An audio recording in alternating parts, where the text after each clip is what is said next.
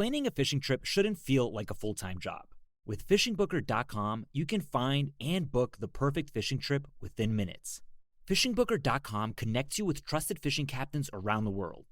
Booking is fast, easy, and secure, with access to verified customer reviews, loyalty rewards, and around-the-clock customer support. Everything you need to book with confidence is in one place. So head to fishingbooker.com and start planning your next fishing adventure today. For much of modern history, one of the simplest ways to preserve food wasn't by freezing it, or drying it, or covering it in salt. It was by making it sour. A handful of wild mushrooms tucked into vinegar after a rainy autumn. Freshly caught fish transformed into bright, tangy bites. Spring ramps and fiddleheads preserved for summer sandwiches. Tiny spruce tips that still taste like May when you open the jar in December.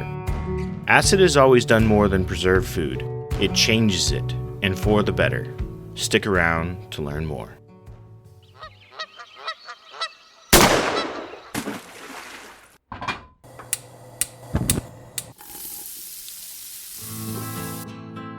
Join Justin Townsend and the Harvesting Nature crew as they explore the world of cooking wild fish and game while sharing recipes, tips, tricks, and lessons learned from their pursuit of wild food. We sure hope you ate before the show, 'cause you're gonna leave hungry. This is the Wild Fish and Game Podcast. Welcome back to the Wild Pantry. This is our fun podcast series on getting beyond kind of like that weird in-between place. I guess not weird, that in-between place between the harvest and the cook, of like where you're kind of preserving things for use at some point in time. We talk about transformation and some of humanity's oldest ways of preserving food. So far we've talked about curing, freezing, drying, smoking, and most recently we talked a lot about confit and fat preservation, which was really great. Each of these methods has solved the same problem in a different way. Salt controlled the microbes, drying removed the moisture, smoking added both flavor and presentation, fat limited oxygen while transforming tougher cuts into something luxurious, and today we're looking at another ancient solution, acid, specifically vinegar, and the many ways people have used it to preserve food around the world. Now, before anyone tunes out because they think this episode's only about cucumbers, I promise you it is not. Because for hunters, anglers, and foragers, pickling opens up this huge range of possibilities. For wild mushrooms, fiddlehead, milkweed buds, spruce tips, cattail hearts, fish, tongues, snack sticks, even wild game sausages. You would be surprised how much that little sprinkling of vinegar introduces itself into a lot of different things over time. And pickling isn't just about making food last longer, it's about making rich foods taste better. Balancing fatty duck with something sharp, serving pickled mushrooms beside venison, adding acidity to a charcuterie board, or simply stretching a week's worth of harvest into the middle of winter. We'll also spend some time talking about safety because unlike drying or freezing, acidity has some very specific rules. And later in the series, we'll tackle fermentation and pressure canning separately because although they're related, they're really different preservation methods. So Adam, where did all of this begin? Yeah, so let's get into the history of pickling. Like so many other preservation methods that we've talked about in this series, pickling wasn't invented because someone just wanted like a cool, trendy condiment at their bistro, gastro bar. It was actually born out of necessity. So people had really short harvest seasons and long winters and no refrigeration. And if the woods suddenly produced, like huge baskets of mushrooms, or the river was suddenly full of fish, or even if your backyard garden exploded with vegetables in the summer, you either preserved that food or you lost it. And pickling is definitely one of the ways that we could preserve that. So the earliest evidence of pickling goes back more than 4,000 years to ancient Mesopotamia, where cucumbers were preserved in acidic brines. Cucumbers, as we all know, lending themselves really well to pickling, although I think almost to the point where a lot of Westerners conflate the word, or the word pickle with an actual cucumber, even though it means all sorts of different things. That's how much cucumbers have how big a role cucumbers have played in all of this. From Mesopotamia, vinegar preservation spread through much of Europe, into Asia, the Middle East, eventually, or other parts of the Middle East, eventually North America. And that's what's really interesting about pickling, is that nearly every single culture developed its own version of it. Scandinavia and Northern Europe became famous for, like pickled herring. Eastern Europe developed an incredible tradition of pickled wild mushrooms and different things like that. Japan has dozens of forms of tsukemono pickles. India has that super intense achar and those like lime pickles and mango pickles that are so good. Caribbean even gave us like slightly different pickles like escovitch fish. Across the Mediterranean, you'll find everything from pickled vegetables to seafood, preserved with vinegar, herbs and olive oil. You find that a lot. So different ingredients, different spices, but the same basic idea.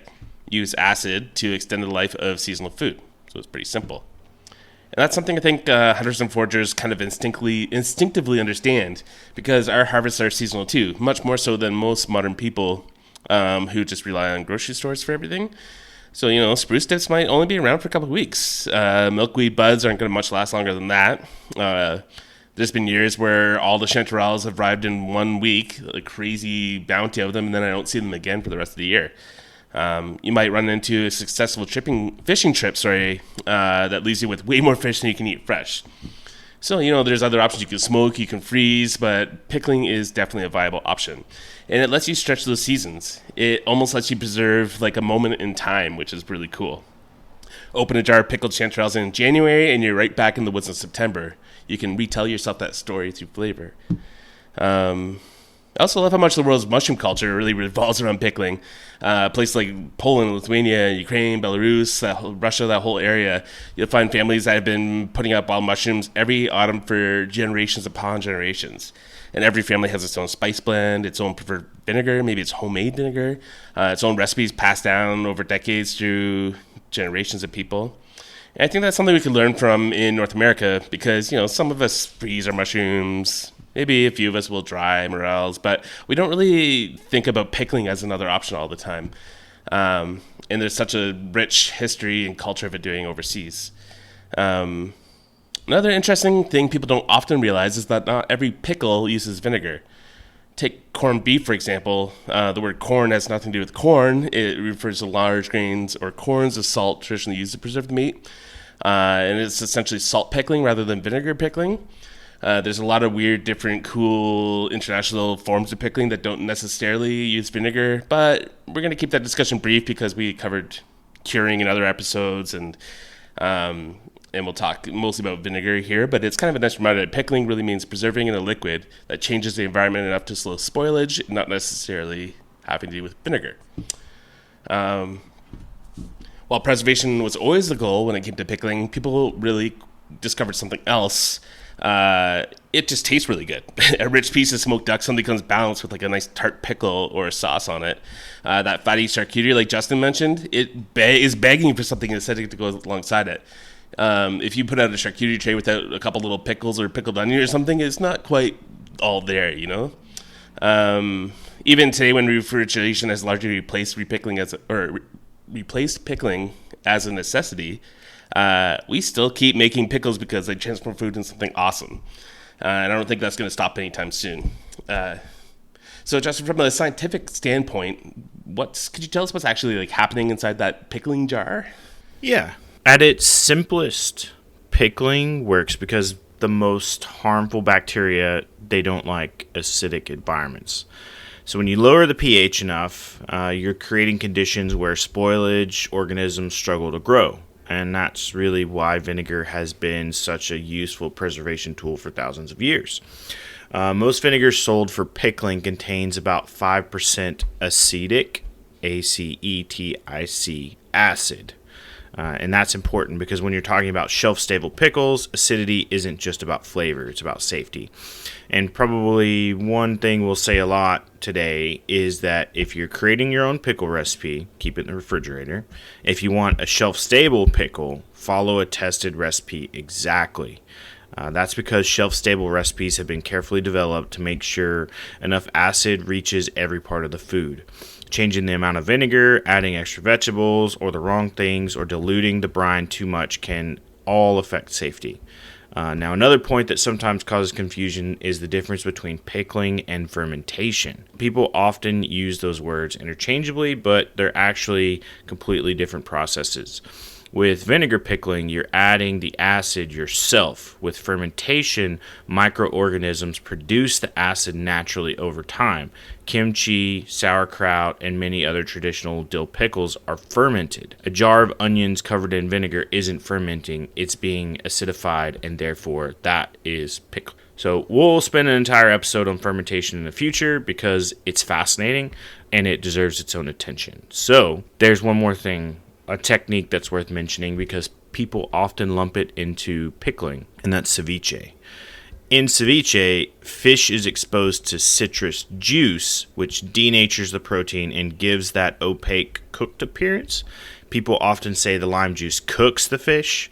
Chemically, that's true, but preservation-wise, it really isn't pickling. Ceviche is meant to be eaten fresh. It isn't designed as a long-term preservation method, and it shouldn't be treated like one. There's also a lot of things that you shouldn't eat ceviche with because they in fact don't cook, to include different types of freshwater fish and stuff like that, where there's lots of other either parasites or microscopic organisms that won't respond to that initial pass of the citrus juice, therefore citric acid. So be careful. The same also goes for many quick acidic marinades. They're delicious, but they're not necessarily preserving food. And that's really important distinction that we'll keep coming back to kind of throughout today's episode. Because sometimes we're going to talk about flavor, sometimes we're talking about preservation, and sometimes we're talking about both. Adam, before we start about building great pickle brines, I think we should probably tackle the biggest topic first, and that is safety. Everyone's favorite portion of the episode. But it is important because before we start throwing wild foods into jars randomly, we got to know if it's safe or not to eat. Vinegar is an incredible preservative, but only when it's used correctly. And this is similar to our other conversations about curing and salt and everything, that things can go bad if you're not doing it correctly. One of the biggest misconceptions is that if something's just sitting in vinegar, it's automatically safe indefinitely. That's something I think about often when I see a jar of pickled eggs on a bar that look older than I am. And then I'm thinking about it around 3 hours later when I'm eating one of those eggs after several beers, kind of questioning the safety of it all, but I lose those inhibitions after a night of drinking. But I haven't fallen ill yet, but it's always seems a little dicey. But unfortunately, vinegar is an incredible preservative, but it's not always used correctly. The acidity has to be high enough to preserve the food properly, and the food has to be prepared appropriately. If you're planning to store something at room temperature, the recipe needs to be one that's been scientifically tested. So again, here's the easiest rule to remember from this entire episode. Like Justin just said, if you're creating your own pickle recipe, keep it in the refrigerator. It's probably fine. If you want something shelf stable that's going to sit in your cold cellar for years or your pantry, follow a tested recipe exactly.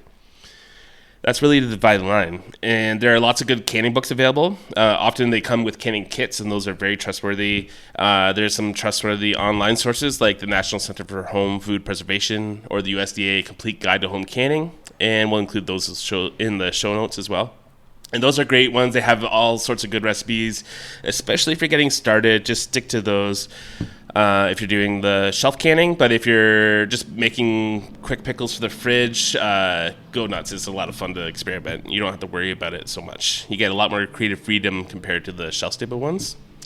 It means you can experiment with spices, different vinegars, wild herbs, different vegetables, because refrigeration kind of becomes an extra layer of safety. Once you're talking about storing jars in the pantry, that margin of error gets much smaller, and that's because we're trying to prevent botulism, which we've talked about before.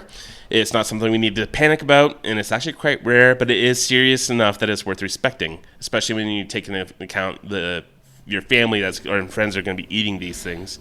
You don't want to kill your family and friends, I hope. So the bacteria that produce this toxin thrive in low oxygen, low acid environments, and a sealed mason jar sitting on a pantry shelf is pretty much exactly that environment. That's why acidity matters so much. It's also why tested recipes specify things like vinegar strength, jar size, processing times, ingredient ratios. And those details aren't arbitrary. They've all been developed to make sure that food reaches and maintains a safe level of acidity and therefore is safe to consume. So while improvisation is a huge part of cooking and a huge part of my cooking, it's not really part of that shelf-stable preservation, at least until you know what you're doing a lot more than a beginner. Wild foods also introduce a few considerations that people don't always think about when canning. Could you let us know a few of those? For sure. Let's start with mushrooms.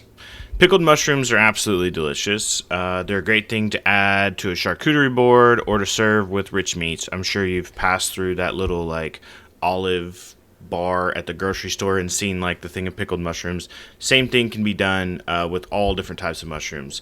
But mushrooms are naturally low in acid and they contain a lot of water. And that's one reason why most mushroom pickles are either refrigerated or follow very specific tested canning recipes. So if you're making quick refrigerated pickles, and honestly that's what I recommend for most people starting out, cook the mushroom first, especially if they're wild. Always cook wild mushrooms before consuming. A saute or a blanch does several things. It drives off moisture, it improves the texture, and it helps the mushroom absorb the brine more evenly. It also cooks off potentially dangerous toxins, and it greatly reduces the microbial load before they even go into the jar. Fiddleheads are another good example. They're one of spring's great wild foods, but they should always be properly cooked before eating, including before pickling. That's because raw fiddleheads have been associated with foodborne illnesses, so blanch them first and then pickle them. Garlic deserves a quick mention too. Garlic and vinegar is generally fine. Garlic and oil is a completely different discussion, and we've talked about that in our last episode about oil preservation. So oil creates low oxygen environment, without enough acidity or refrigeration, that's where botulism becomes a concern. The same applies to fresh herbs submerged in oil. So today we're staying firmly in the vinegar world. And finally, always start with clean jars and utensils and use fresh ingredients. If it appears to be damaged, either your utensils, your jars, or your ingredients, you're probably not going to want to start there because you've already started a cycle of brokenness, I guess to say, for lack of a better word. But with the ingredients particularly, start fresh, start clean, make sure that they're good quality. Something that has already begun decomposing is not going to make a good result for your recipe. And the sanitation part is key, right? Even though we're using vinegar has a tendency to, in the belief, control and kill bacteria. It still requires sanitation and care. Otherwise, you can potentially introduce some really bad heebie-jeebies into your food, and that's not something, as Adam said, hopefully you don't want to kill your friends and family. Adam, let's build a pickle brine. What do we got? Yeah, so this is where things actually get interesting. Because once you have like a good, let's call it like a house brine, so you're kind of like your standby good old pickle brine that you've kind of found the balance that you like, you start suddenly looking around your kitchen and you start wondering what else can you pickle. And I find that's a big step with everyone who starts pickling. Is suddenly you're seeing everything through a new lens. And you're saying, can I pickle that? Can I pickle that? Can I pickle that? And usually the answer is yes. I always encourage people to think of a refrigerator brine. So like making a brine, keeping your fridge waiting for pickling projects, almost like keeping a homemade stock in the fridge. So it's something you can use over and over, maybe not indefinitely, but as a base for all kinds of seasonal ingredients. You can also just have your recipe handy if you have the ingredients kind of handy in your pantry and make it to order every time very easily. So the backbone is simple. Vinegar, water, salt, maybe a little bit of sugar. So there's not much to that. That's a brine right there. From there, you can really make it your own. Maybe some garlic or mustard seed or black peppercorns or bay leaves or dill, juniper, chili flakes, coriander, allspice, fresh thyme, spruce needles. You could do all sorts of flavors. You could buy those packs of pickling spices that kind of have a good balance of those flavors and might remind you of traditional grocery store pickle, or you might want to take it into a whole new territory. It's all up to you. Make the pickle brine itself, you simply gently heat up some vinegar. You don't need it boiling or anything, just gently heat some up. Add the salt and sugar if you're using it and stir until it's dissolved. And then add your spices and aromatics so they bloom a little bit. If you're making a refrigerated pickle, and you want it less sharp, you can also mix in like half water, half vinegar, or adjust that ratio as needed. I know some people like things less tart than I do. You can from there either pour the hot vinegar over what you'd like to pickle, which will affect its texture because it will cook it partially. That's sometimes good and sometimes not, so you got to make that distinction. Or you can let it cool and then pour it over your ingredients, move it to the fridge to chill for a few hours up to a few days before enjoying. It's pretty easy. I think pretty much any basic cook could manage that. Most quick or refrigerated pickles, I just call them quick pickles, so we'll just stick with that. Last about 2 weeks to 2 months in the fridge, depending on how delicate they are. So something soft and delicate like berries may only last for a week or two, where something hard and fibrous like think like carrot sticks, those will last for months and months. Either way, it's generally best to enjoy quick pickles within a week or so because the flavor starts to deteriorate a little over time. If your quick pickles in the fridge show signs of mold, a snotty texture in the liquid, bad odors, gross unpleasant mushiness, just throw them out. Don't ask yourself, hey, do you think this is good? It's pretty low stakes. Just throw them out or else you might get sick. Otherwise, they generally stay good in your fridge for quite a long time and generally don't even get into those bad things like I just mentioned. One thing I would recommend, especially with wild foods, is a little restraint. It's very easy to build a brine that's so aggressively spiced that every pickle tastes exactly the same. That might be what you're going for if you like that particular taste, but I find that delicate ingredients deserve a little more delicate treatment. A beautiful jar of pickled chanterelles shouldn't just taste purely like cloves. Spruce tips shouldn't disappear beneath overwhelming vinegar and garlic. The goal is to preserve and complement the ingredient, not to just fully bury it. So sometimes all you need is a little white vinegar, some peppercorns, a bay leaf, touch of thyme, and that could be perfect for pickled mushrooms. You don't need to throw the entire pantry at it. On the other hand, if you want a super intense, spicy pickle, yeah, you do you. That's awesome too. But remember, simple can be incredibly elegant and can let ingredients shine, especially those wild ingredients that mean so much to us. Here's a big question, though, that you might be asking. What type of vinegar should we be using? Well, funny you should ask, because not all vinegars taste the same, and that's part of the fun. So you can quickly change up a recipe by merely changing the type of vinegar. Let's start off with white distilled vinegar. It's probably the workhorse. It's very common, very inexpensive, and very available. It's clean, it's sharp, and neutral in flavor. So if I was making something like pickled fiddleheads, cattail hearts, mushrooms, that's usually where I'd start. Apple cider vinegar brings a little sweetness and fruitiness.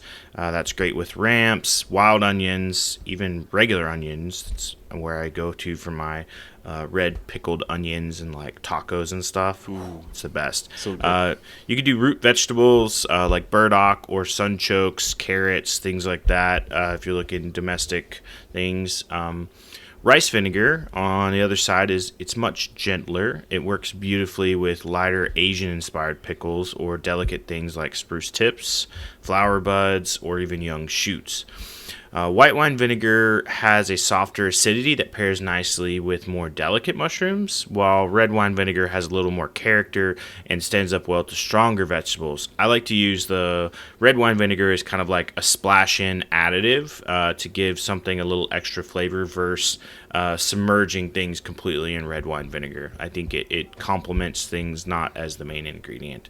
Yeah, that's a great point too. You can mix these two. You don't necessarily have to stick to one or the other. Yeah, I think I've definitely done combinations of apple cider vinegar and rice vinegar as well to different things, and also to like go hit the grocery store aisle and see what types of vinegars you can find, and you can also make your own vinegars. I would say be cautious about it, but there's a process and you can learn, and you can make lots of things out of or vinegar out of lots of things. So that's a cool pathway as well. So don't be afraid to like think a little outside the box with types of vinegars. The key is the vinegar itself. Additionally, something that people don't think about a lot for pickling is the malt vinegar, which that seems like a really fun one for fish, and not just like fish and chips, but like pickled wild onions alongside smoked fish or some sort of preserved seafood, like that fattiness that you would have come forward and smokiness of the fish. A malt vinegar or some sort of like Maybe you could even do either pickled fish alongside it would be a really good compliment, or do something like I mentioned the purple onions before. You could do that inside a malt vinegar, and that would complement the smoked fish very, very well. I think that would be really great.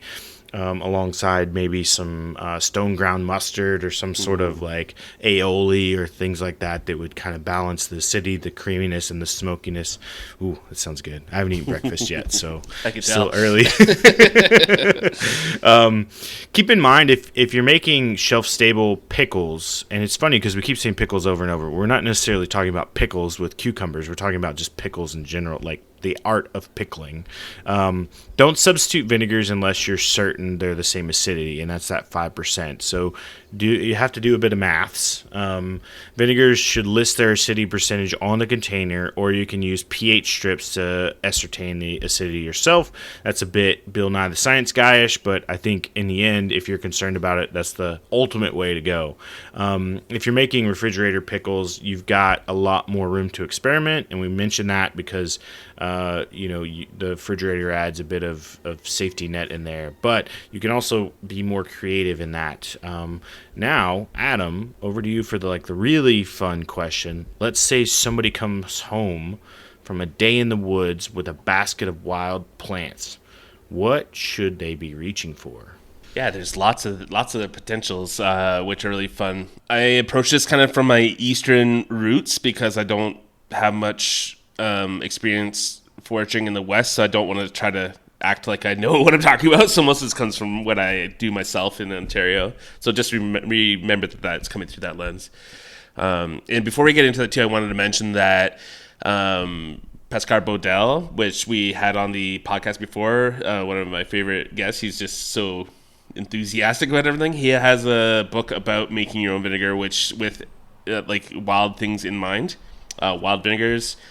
Incredible book. If you're interested in diving down this nerd hole of vinegar and pickling everything, that's a great place to get into it. It's really cool. All of his books are incredible. Some of my favorite wild pickles, which I make at home, are often spring foods. That's often when the most exciting kind of wild edibles are popping out.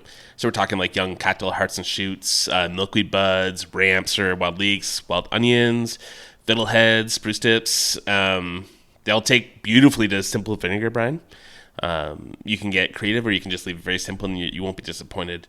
Most people think of them things like spruce tips and a syrup or jelly, but a lightly pickled spruce tip is fantastic. Still tastes unmistakably like spruce, but now there's this bright acidity that makes it really incredible along rich meats, cocktails, and stuff like that. Flowers work surprisingly well too. So think daylily buds. They're those kind of ditch lilies. Make sure you're properly identifying them. Wild garlic flowers, magnolia petals, those beautiful magnolia trees. The petals have this interesting floral ginger note that works really well in a really light pickle. Even nasturtiums from your garden work really well, as do their buds. So young seed pods, tender shoots, many roots work. And then we get kind of into summer, opens some new doors. We got wild berries. And that's something you shouldn't sleep on. Lightly pickled wild berries are absolutely incredible. If you think about on a cheese board or draped over a piece of steak or something like that, or even just served with some yogurt, they're really, really nice. And you can either do that with the ripe berries, or you could use something like green berries, like green blueberries, green elderberries. You can pickle those, and they become these super tart little umami bombs that really can stand out in a dish if you use them sparingly. Some other candidates are high-bush cranberries, service berries, all sorts of stuff. Strawberries. You don't necessarily want to overwhelm fruits with vinegar, but gentle pickling can create something that's really, really interesting. And keep in mind that sometimes delicate ingredients like fruit only need minutes to hours to pickle rather than thinking of the days or the weeks. I would say pickling fruit is more about flavor than about preservation. In autumn, it's all about roots and mushrooms and nuts and different things like that. And honestly, if you've never had a good pickled wild mushroom, you're really, really missing out. The trick is to remember that you're preserving ingredients at their absolute best. Justin mentioned this earlier, but I've seen a lot of people kind of scrape by at the dregs of a farmer's market and think, oh, I'll just pickle all this stuff. But pickles are really at their best when the produce is at its best as well. So keep that in mind. That's what makes really great pickles. Do you think we should spend a little more time on mushrooms? It's one of the more interesting aspects of this. Yeah, I don't think North American hunters and foragers pickle nearly enough mushrooms. I think we freeze them, we dry them. Sometimes we dry them and grind them into powder, but pickling has this like really incredible tradition. We've talked about it, especially throughout Eastern Europe. So if you walk into a market in Poland or Lithuania during autumn, and you'll often find jars and jars of wild mushrooms. As we mentioned, every family seems to have their own recipe, and every species behaves a little differently. Chanterelles are always a favorite. They stay pleasantly firm and develop this wonderful, tangy, earthy flavor. Hedgehogs, they work beautifully as well, as do young bullets, honey mushrooms, slippery jacks, and even lobster mushrooms. One thing we talked about earlier bears repeating. Please cook mushrooms first. I don't want to see another news headline of someone eating wild mushroom and it making people sick or worse, dying. Another thing I think people overlook is seasoning, right? Wild mushrooms already have this like wonderful flavor built into them. That's one of the reasons we enjoy them. They don't need half the spice cabinet competing for attention in that. Like, sometimes just some white wine vinegar, some peppercorns, bay leaf, and thyme are all they need. Sometimes they don't even need that. Adam, you spend a lot more time foraging for mushrooms than me. What are some of your kind of your favorites that end up in the pickle? Well, I think, like you mentioned, chanterelles, I find I harvest a ridiculous amount of them at the same time. Like, often when you find one, you'll find a huge spread of them. So I end up coming home with too many to eat fresh. I also find their texture, like some mushrooms get a little slimy or slippery or mushy when you pickle them, and it's not necessarily a terrible thing, but I find chanterelles really keep a really nice texture that's like a little bouncy and crisp. That's so delicious. They have such a mild, delicate, beautiful flavor. And on top of that all, they look incredible in a jar. If you've ever spent any time in Eastern Europe, just walking through the markets and just seeing all these pickled mushrooms like stuffed in jars, like, oh man, just beautiful to me. I think I really love that. I've experimented with lots of other ones though. Certain mushrooms like slippery jacks, they're a type of Suillus mushroom and are known to be like kind of sticky and slippery on top. They aren't actually great for eating fresh. If you just like chopping them up and cooking them in the stir fry, they're not going to be all that impressive. But when you do something like dry them or pickle them, they turn into something really, really cool and special. So that's interesting too, that some mushrooms aren't actually all that great until you pickle them, which is kind of fun. But mushrooms aren't the only wild harvest that people put into jars and pickle. Fish might actually have an even longer tradition, and it's something that's very cool and very much underappreciated, I think. And this is another place where almost every fishing culture has its own traditions involving it. Here in North America, northern pike has a long history of being pickled in the Midwest and up into Ontario, partly because pickling softens those pesky Y bones over time.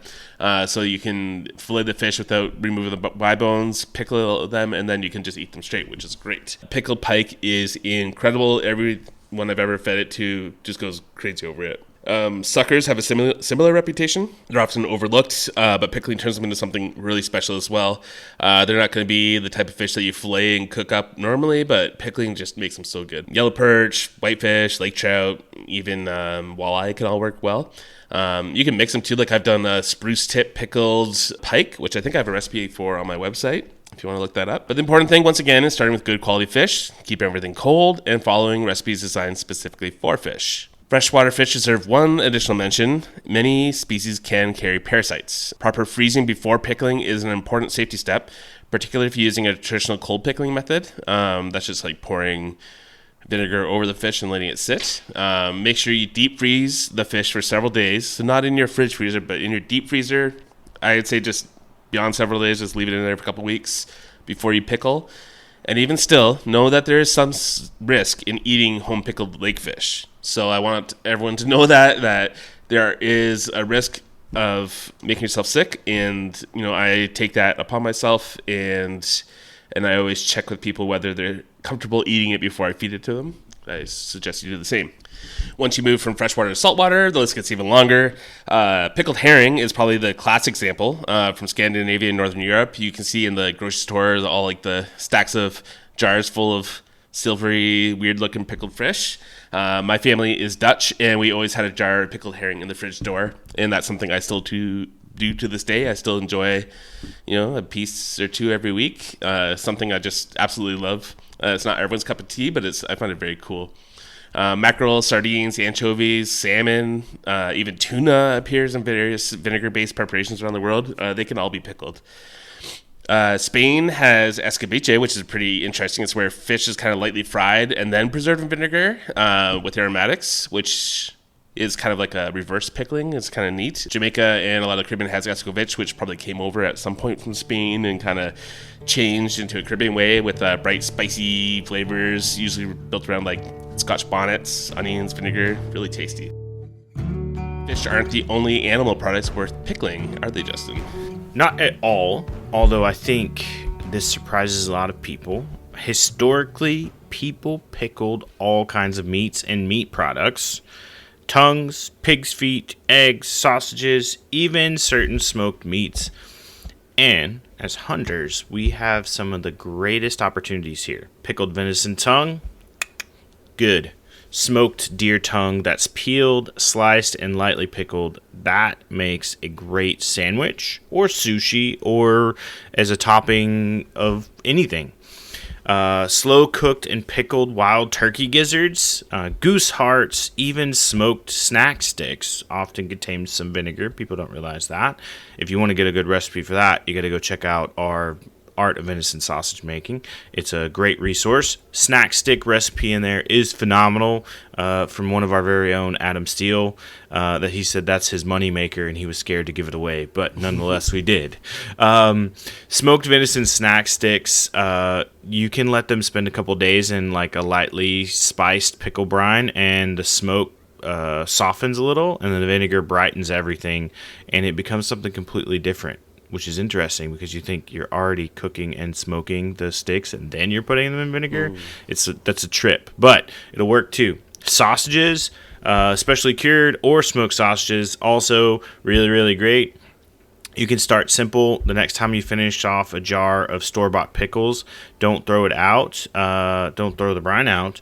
Throw in a few venison snack sticks and keep it in the fridge for a few days and see if you like the end product. If you do, then start experimenting with kind of your own. Have you ever tried pickled gizzards or pickled sausages? Like, have you got anything of that? I have. Yeah, mainly not. I don't think I've done gizzards before. I've done pickled pig feet, definitely tried. Pickled pig's ear, I've tried. Definitely types of sausages or like, you go to the grocery store and you see those odd, bright red pickled wieners, for the lack of a better word. Like, definitely all those. Really cool. Also, too, we didn't really talk about it on here, but I'll throw it in the meat category. Pickled eggs. I really, really, really love pickled quail eggs. Now, granted, from the wild, you should not be harvesting eggs. I find bald eagle eggs are my favorite for pickle. Great. That's great timing, Adam. I would say there's definitely lots of opportunities out there in sort of the loose quote meat world to pickle things. Even, just pickling different types of meat, I think is really, really great. And we talked about corning itself, but there's definitely lots of stuff out there. Adam, what about yourself? Have you tried any sort of pickled proteins, pickled meats like that in the fleshy world? I've tried everything I get my hands on, basically. The South, like the American South, has a lot of traditions with some of the pickled like pig parts, and which I enjoy very much, and the French do in Quebec as well. I noticed in Quebec grocery stores you can find a lot more pickled tongues and pickled feet and stuff like that, which you don't see in the English stores so much. The German traditions have brought over a lot of like pickled sausages and stuff, which I really enjoy as well. For some reason, it really brings about a shudder in a lot of people and a sense of disgust. I'm not sure why, because people will crunch on a pickle, no problem, and eat a sausage, no problem, and eat a cucumber, but suddenly if you pickle the sausage, it's no good anymore. I'm not quite sure where that comes from. Maybe it's just the thought of like floating pig's feet that they saw as children or something that kind of turns them off. But last year at grouse camp, my buddy made pickled grouse gizzards from the last year's hunt and brought them, and they disappeared quickly. They were so tasty. So like slow cooked and then pickled. There's something, I don't know, just goes really well with like a cold lager. It's great. I feel like we need to do a pickled gizzard recipe for the website. I'm on it. Yeah. Yeah.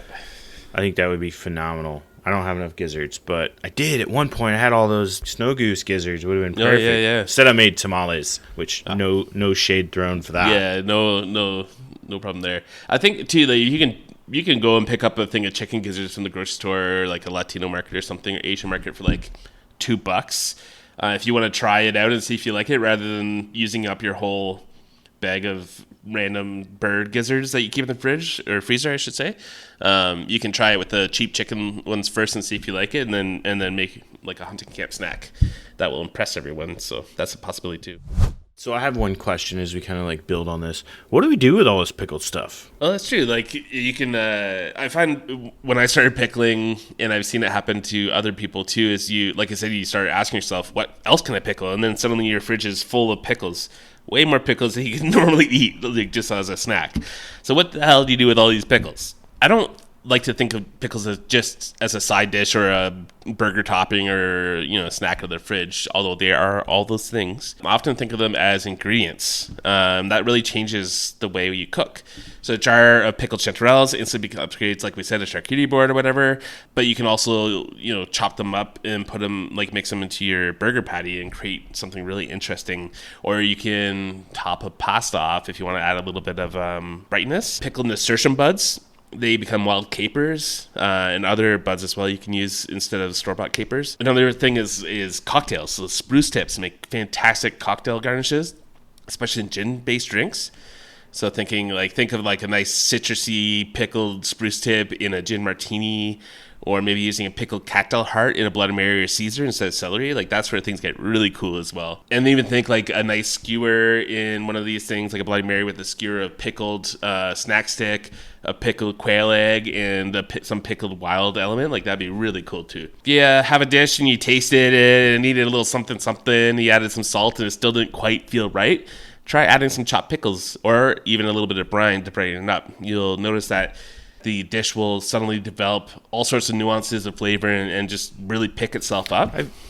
I've done that before, like pretty frequently. I think in dishes where it calls for vinegar, sometimes like I don't want to just use plain vinegar, so I'll find a brine that's in the fridge of like whatever flavored whatever and dump a little in there, and like you get all these extra elements into the dish. And it's like, or even like if you're creating like marinades or sauces for things, like using up the liquid in those brines. And I've done it before where I've dumped out the pickle juice brine into some recipe and then eating all the pickles as I'm cooking. Like, absolutely.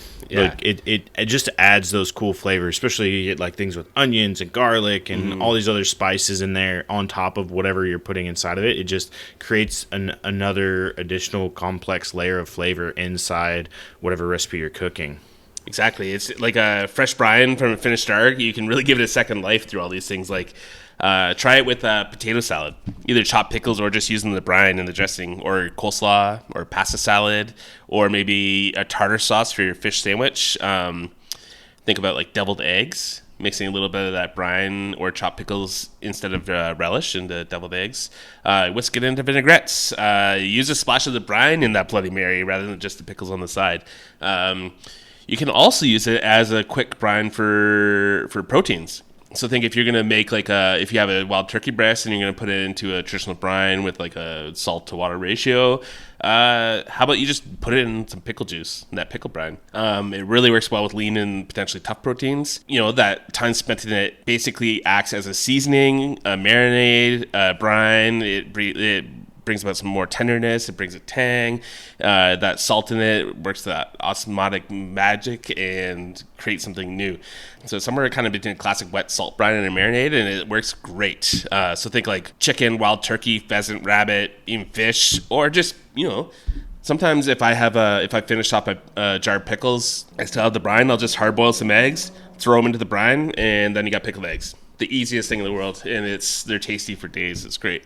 So don't sleep on that brine because it's an ingredient in itself. Just remember though that once a brine is contacted like raw meat or fish or something, its life is over. Discard it. Don't keep using it again and again and again after you've brought in some outside stuff like that. But yeah, I think we've mentioned charcuterie boards maybe too many times in this, but I think they're really popular right now, and I think that adding wild pickled elements, whether it's fish or smoked sausage or, pickled berries or whatever. It really creates this cool new thing where you're not just serving like a pickle next to your meat, you're serving a memory and a story. Just like when you cook up something that you hunted or fished for, like that comes with the story. You went out, you gathered it, you found it, you gathered it, you brought it home, you cleaned it, you transformed it into something special, and now you're serving it in a very special way. And I really like that about food. Want to mention, we have this great sauce here in Hawaii, chili pepper water, or chili pepper water. Is a good one. That's like pretty much a vinegar, but they put it on a lot of things here, and it's really great. And it just uses Hawaiian chili peppers, and then usually like water, salt, and vinegar, and some garlic in there usually. And that's just kind of like a fridge condiment that is a pickle that you use to serve on various things, which I think is really, really awesome. I think we've covered everything pretty in detail. Yeah. I'm excited that we've opened the pantry door to pickling. And one thing I love about pickling is that it just sits somewhere between preservation and cooking, right? It kind of just lives in the middle. And it completely changes an ingredient. So we've talked about how the mushrooms become brighter, onions become sweeter, a rich piece of smoked meat suddenly has this like perfect companion sitting beside it. It doesn't simply make food last longer. It gives food some entirely new identity, which is super cool. We talked about the mushrooms for that. And I think to reiterate this, like hunters, anglers, foragers, that's really meaningful because our harvests are fleeting, right? They don't last forever. So we've got to find ways to preserve them for use later. That's like one of our biggest actions. People always say like, oh, the work starts after the harvest. Well, it doesn't continue till all the meat's gone and it hits the plate and things are gone. So I think it's really cool. And this technique particularly lets us carry like a little piece of those seasons forwards. It's nice to open something you found in the summer in the dead of winter, or, it's spring and there's no mushrooms in sight and you're enjoying the late, parts of fall, or when it was more rainy, less dry. Also, it opens our minds and think about preservation, right? Not as a way of holding on food, but maybe the way of holding on to a season or a memory or an adventure. Like that just builds on to the specialness that we were able to access versus going and just buying something from the grocery store. So next time on our Wild Pantry, we'll take a look at some other historical preservation methods that often are confused with pickling. Fermentation. This one's going to be fun.